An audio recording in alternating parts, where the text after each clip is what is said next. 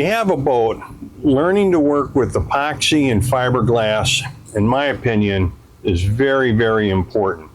Found that out a few years ago when I got this project boat. And it's not that difficult. There are a few things that you really need to know, though, and some safety things and how things work. So I'd like to go over with you some of the things that I've learned, and I'm sure there's a lot more that I don't know. So this is going to be a multi-part series. I'm not sure of how many different parts yet. It depends on what we all get into here. Now, if you're building a boat or rebuilding a boat, this is a good place to start, but this is not going to be real technical and scientific. It's what works for me, and I think it'll work for you, and some of the things that you need and how to work with them. So let's start with some of the tools that you're going to need. Well, let's start with some of the power tools that I have on board that I use. Now, this is probably a little overkill for some of the things, but if you're doing a major project, this is probably going to be very handy. So we'll start off with, vacuum cleaner, a drill bits, and a variety of hole saws would be important. And I have a couple, but I have them at home. I also use like a fairing bit on this, and you'll see what we do with that later. Of course, a sander, and I usually buy the work box of it, and I go from, this is a 60 grit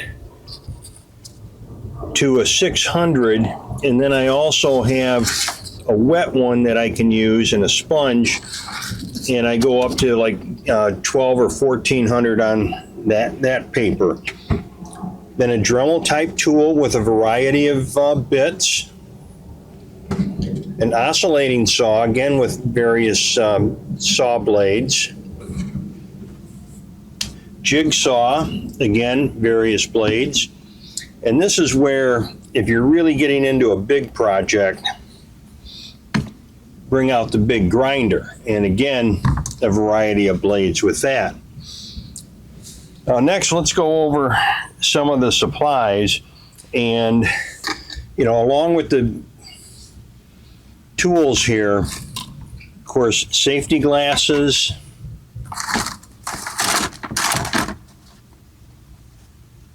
breather mask,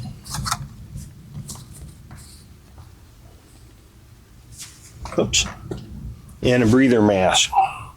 Now let's go over some of the other supplies that we're going to need. So now for the small supplies, and I'm going to mention it again about the breather mask and the safety goggles. Very, very important. Disposable plastic gloves, paint brushes. Now I buy a pack of them like that. I think it was 50 of them, and that's lasted me almost 3 years now of doing projects. Some masking tape, a roller for the fiberglass,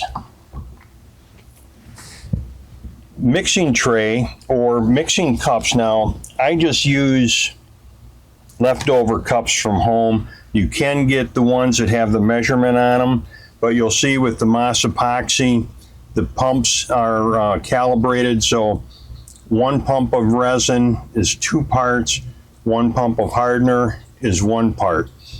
So that makes it pretty easy to mix. Now, if you're mixing a large quantity, you may want to go with the cups.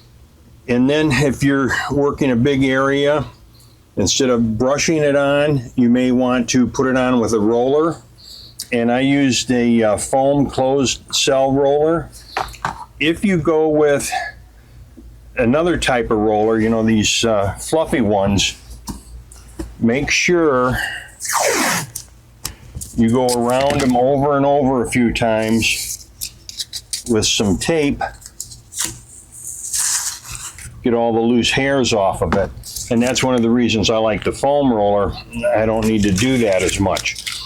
Variety of sizes of plastic paper or drop cloth type of thing to work with. And here I have a variety of sizes of mixing cups.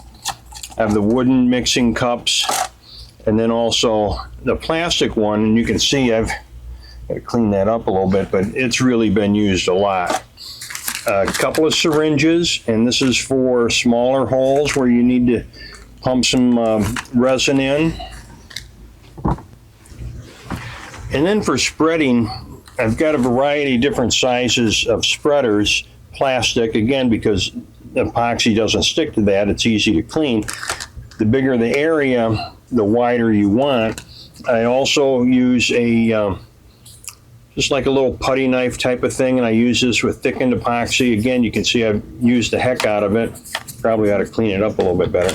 Anyway, and then acetone. And I use hamster bedding to get rid of my old acetone. I put it in a cup, put this in a cup and pour the acetone into it. And I set it out in an open area, let it evaporate. That's for small amounts. For bigger amounts, I'll take it, when I get a container full, I'll put it in an airtight container, and I'll take it to our local dump to the hazardous waste site. A lot of marinas, well, maybe not a lot. Some of the marinas will have a hazardous waste disposal area. You know, check with them. You don't want to just throw this into the dumpster. It could cause a fire. It's not environmental friendly, but it is necessary for working with epoxy.